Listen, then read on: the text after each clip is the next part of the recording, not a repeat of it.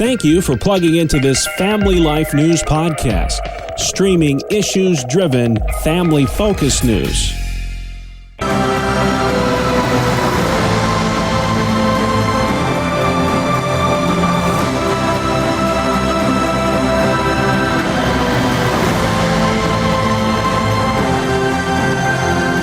Welcome back to another edition of Issues in Education.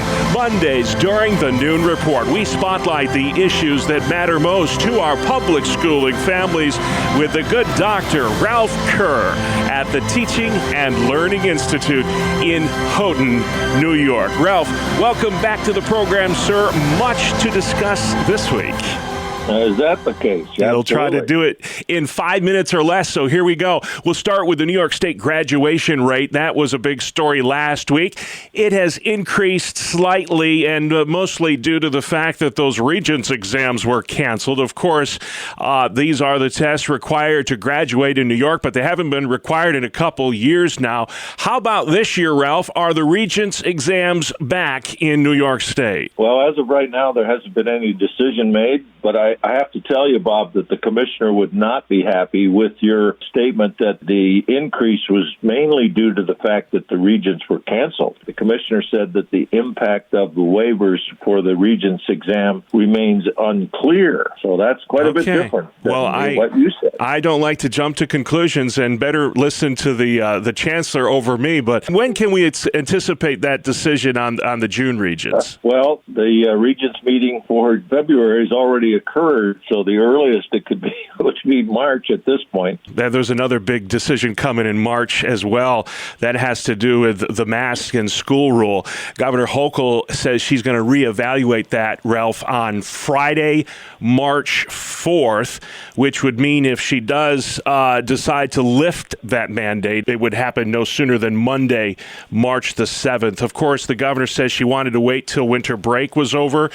Do you anticipate that she will ultimately decide to do that, lift the mask rule? Yeah, I really don't know how to respond to that question. I think it should have been lifted long ago, but for some reason, the governor and others have just got it in for schools. The influence of the teachers union is a big factor there. Frankly, your guess is as good as mine. We'll just have to wait and see what the governor decides on March 4th. Yeah, I wouldn't be surprised if she drags her feet a little bit here.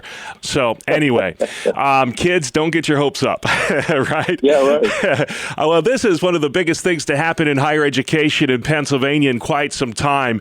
This is the year that 6 state schools are scheduled to combine into 2, and this would include, local schools like Mansfield. Can you give us a time frame, Ralph, as to when that is expected to be done? Yeah, well, the time frame is that it's supposed to happen July 1st of this year. I know there have been some significant issues around this. It hasn't been an easy road. And the university system not immune to the problem that's plaguing, and we've talked about this on the program, that kids aren't going to college as much as they used to, and then you see it in the enrollment numbers. So big changes coming in PA, and big changes as well on the West Coast. That's famous for earthquakes there in San Francisco. Do you like that segue, Ralph?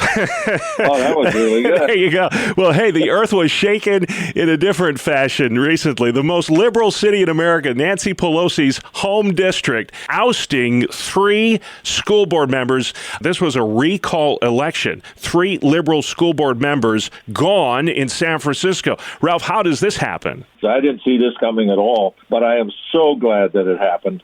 Parents and other community members have just had it with some of the things that these liberal school boards are doing. These folks were more concerned with renaming some schools in San Francisco rather than dealing with the lack of access to learning for the students. And I hope that the school board will get back to being concerned about the learning of students rather than the renaming of schools. And again, with stories like this we do so we can plug why you exist, Ralph. You have a wonderful website, and on that site there are several videos explaining the function of the local school board and how you can get involved. But real quickly in closing, what are the questions you get asked the most about serving on your local school board? Well, the biggest one is just how do we get information about running? I had a call a few weeks ago from someone that was interested in running for their school board, and they couldn't find the information. I said I'd look for it, and honestly, I'm still looking for it. It's like the best kept secret in town. So how to get information and the qualifications, the time involved, and the responsibilities are all the other questions that future candidates are asking at this time. All right, and again, videos, there's several of them,